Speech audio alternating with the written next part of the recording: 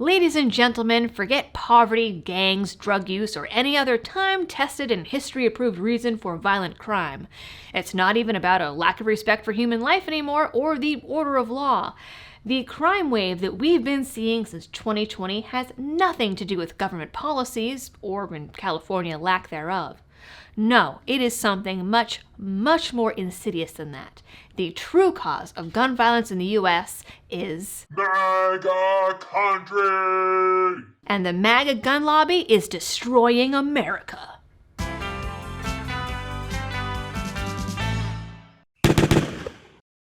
But before I get into the details, I need to thank today's sponsor. I want to thank Blackout Coffee for supporting the channel. Blackout is a great company that is also freedom-loving with a huge variety of brews and flavors, as well as partner roasts that donate to your favorite gun rights groups directly.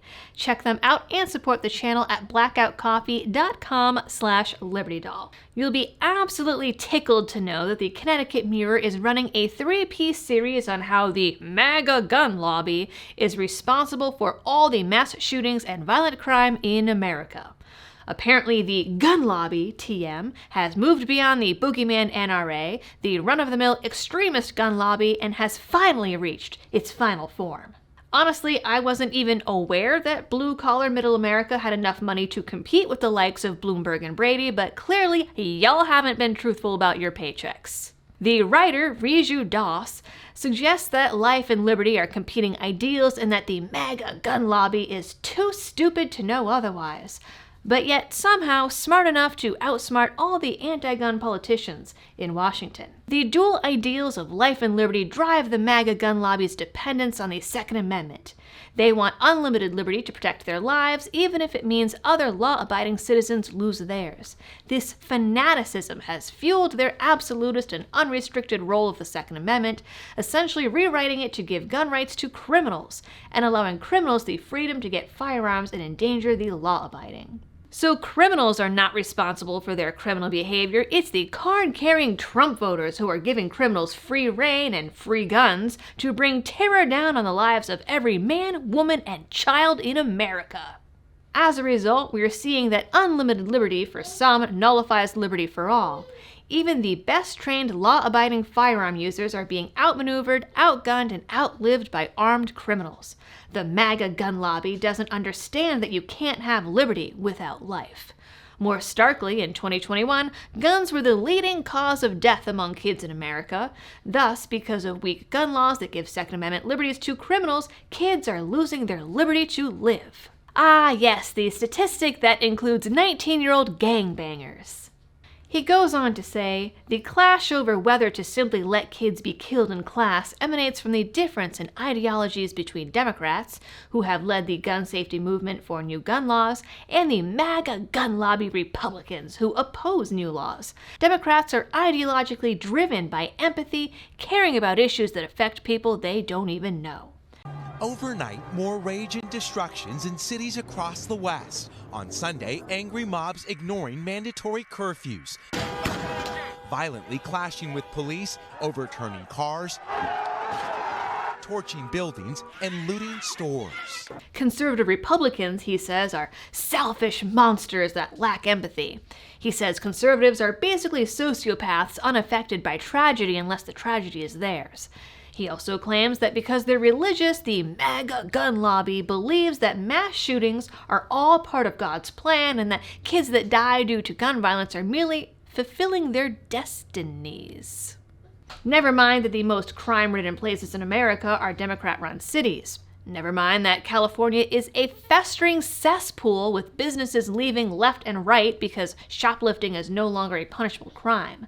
Never mind that San Francisco is looking at an ordinance to make it illegal for security guards to actually draw their weapons. Never mind that places like New York literally have cops so overwhelmed with gun confiscation orders that they're no longer investigating crime.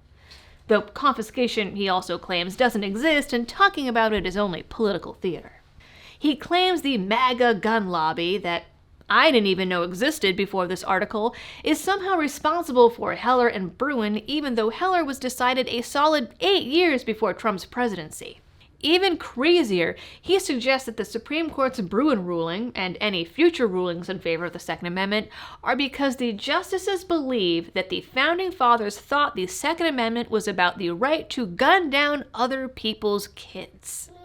He also claims there has been more than one mass shooting every single day this year, and that many of the COVID deaths in 2020 were MAGA folks, stupidly risking their lives for freedoms like getting groceries, or going for a walk, or hugging their family. Similarly, he says, too many armed, law-abiding Americans lose their lives to armed criminals regularly. The examples he gives are cops shot during armed robberies. His solution? He says that if the MAGA gun lobby focused on stopping crime before it happens, rather than only prosecuting crimes that have already occurred, all the violence in the world would cease. A policy of pre-crime, banning assault weapons, and banning standard capacity magazines, he says, are the only solution. But instead, the psychopathic religious cult of the MAGA gun lobby is somehow single-handedly out-lobbying Bloomberg, Brady, Giffords, Moms Demand, and all the other gun control groups. They're offering up liberal children as a sacrifice to their gun gods because they get off on making Americans afraid to leave their homes. Says the guy who complained just a few paragraphs earlier about people leaving their homes. These are all more extreme versions of the same old tired arguments, but actually blaming Trump and his voters for what's happening in Chicago and New York and California is a new one. You'd think, though, that if he really believes psychotic rednecks are behind all the crime in America, he wouldn't go out of his way to insult the psychotic rednecks. That's it for this video, guys, and some of the Liberty Toddler commentary in the background. You know the algorithm drill. Feel free to drop the invites for any gun lobby cult meetings down in the comments. And as always, thanks for tuning in, and happy shooting.